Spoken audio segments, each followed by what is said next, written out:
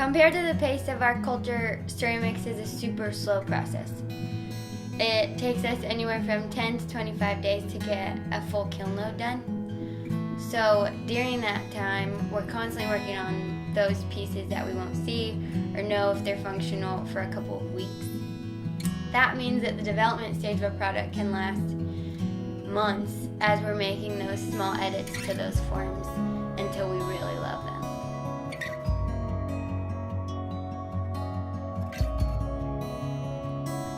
That rhythm is becoming a force of health in our lives. In the face of computerized mass production and the immediacy of social media, having to work on this constant bi-monthly cycle is like medicine or a spiritual practice maybe. It gives us this foundation that we can trust. We know there is a kiln and a wheel in a studio always waiting for us. And even though the format and the craft are consistent, our interaction with it is fluid and constantly changing. We make different wares and we make them with varying degrees of success for sure. But more importantly, as we continue to grow and change, so does our work.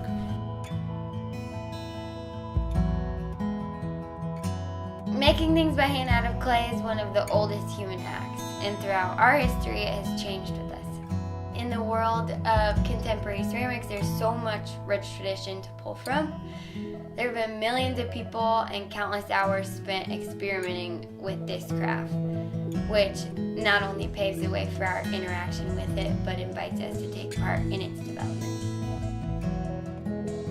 I started doing pottery when I was 17. My high school still had a ceramics program, and my teacher, Mr. Rhoda Haber, noticed my knack for ceramics and let me get on the wheel 5 days a week, and that sort of activated my love for wheel-thrown ceramics.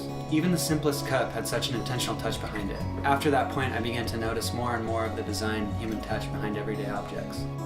It made me appreciate the process behind handmade goods and the route they go through to get from raw material to the hands of the maker and finally to the user. When we met in a ceramics class at our university, I'd been doing pottery for fun during some summers back home, and neither of us ever pictured it turning into a way of life. But after I finished my undergrad, I did a master's in business while Ryan was finishing up a double major. And after a few months of him begging me to give it an official try, we packed up our San Diego lives and opened up shop. Since opening up shop last year, we have been on a crash course in entrepreneurship. So much has not gone according to plan. But in that time, we've also had genuine connection with folks who are doing some awesome things in their own way. We've fallen in love with co-branding and seeing our wares used daily in small shops. Designing with specific places in mind has been awesome. Another really gratifying process is creating registries. Working with couples to develop their future dining sets and kitchenwares is such a unique process.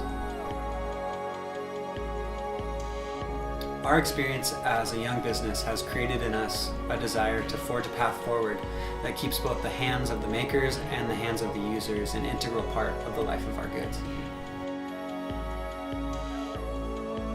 Much of this process on our part has been learning to strip back the excess and distraction and really focus on what's left. It's learning to care more about less, and that idea has rubbed off on everything from the design of our product to our purchasing habits and even into our morning routine.